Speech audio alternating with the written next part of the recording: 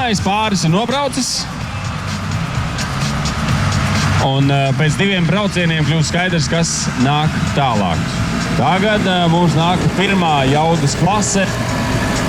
Mucas 8 stundas, tukšas mucas, bet 8 stundas tāpat.